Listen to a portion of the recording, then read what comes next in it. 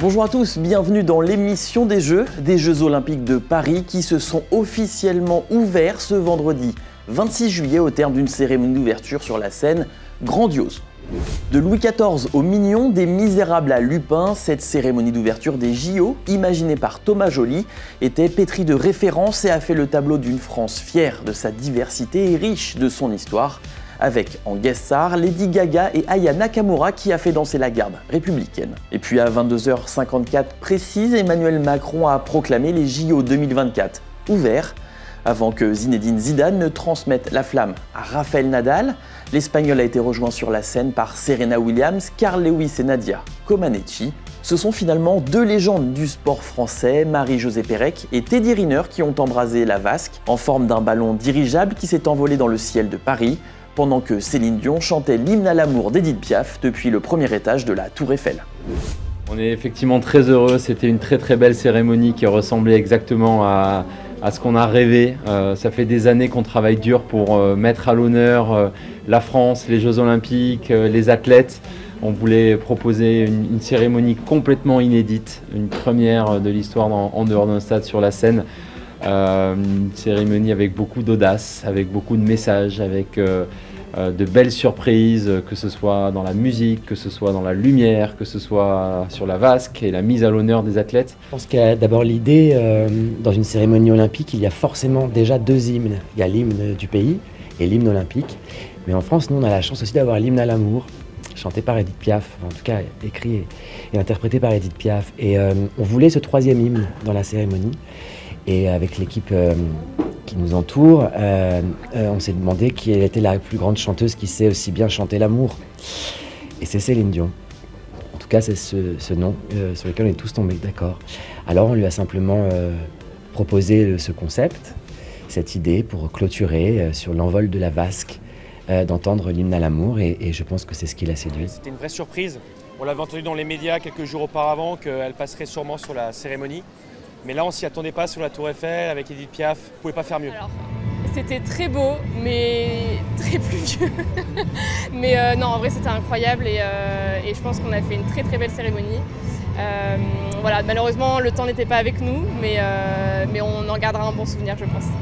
Place désormais à la compétition avec 24 disciplines au programme ce samedi et des athlètes français qui pourraient rapidement être à l'honneur avec plusieurs chances de médailles. Il faudra notamment suivre les entrées en lice des judokas Shirin Boukli en moins de 48 kg et de Luca Meritze en moins de 60 kg à partir de 10h. Dès 11h40, les épéistes françaises emmenées par Marie-Florence Candassamy débuteront la compétition au Grand Palais.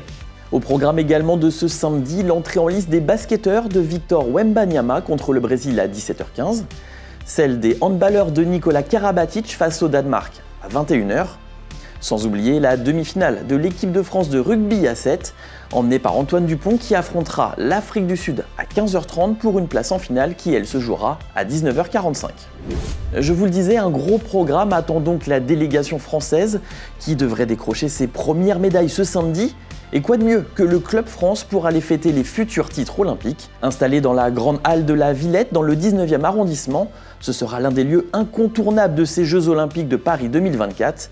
On y retrouve Kevin Guinel qui va nous en dire plus sur ce site qui pourra accueillir 25 000 personnes.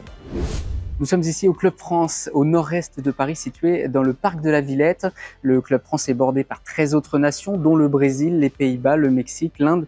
Il y a quelques nations, mais ce Club France-là, il est tout particulier parce qu'il y a une grande halle, c'est le parc de la Villette habituellement, qui accueille des concerts. Cette fois, elle sera dédiée au sport olympique français. Tous les athlètes, médaillés ou non, passeront par ici pour célébrer leur performance, y compris les médailles avec le public. 5000 personnes pourront se réunir sous la grande halle, ce qui fait quand même un petit paquet, et il y aura une certaine proximité, comme l'explique Élie Patrijon, directeur général du comité paralympique. On a cherché l'équilibre en fait entre évidemment capacité à accueillir des invités parce que c'est important dans le milieu olympique. Et bien pendant les Jeux, il y a évidemment beaucoup de dispositifs d'hospitalité qui sont mis en œuvre et c'était important aussi pour le modèle économique du lieu. Mais on a surtout voulu conserver une capacité pour le public à aller voir l'athlète. En fait, la promesse du Club France, c'est quoi? C'est que le jour de la médaille, l'athlète, il sera nulle part ailleurs qu'ici. Il va venir ici. C'est là qu'il va voir ses proches, c'est là qu'il va voir ses supporters, c'est là qu'il va voir sa famille. Et donc nous, on voulait vraiment conserver cette proximité et le caractère populaire du lieu. C'est pour ça que toute la zone ici, elle est grand public. Un site tout particulier puisqu'il est aussi très grand, il pourra accueillir jusqu'à 25 000 personnes au pic chaque jour. Un site qui s'étend sur 55 000 m² tout de même, avec des parties extérieures avec 44 000 m² dédiés à des initiations sportives. Il y aura du beach volley, du basket, mais aussi des stands pour toutes les fédérations ainsi qu'une fan zone. Le Club de France va être un moment évidemment à part dans cette édition 2024 des Jeux Olympiques. Merci à tous de nous avoir suivis. L'émission des Jeux, c'est terminé pour aujourd'hui. Mais restez bien connectés sur ouestfrance.fr pour suivre toutes les compétitions de la journée. Et nous, on se retrouve demain.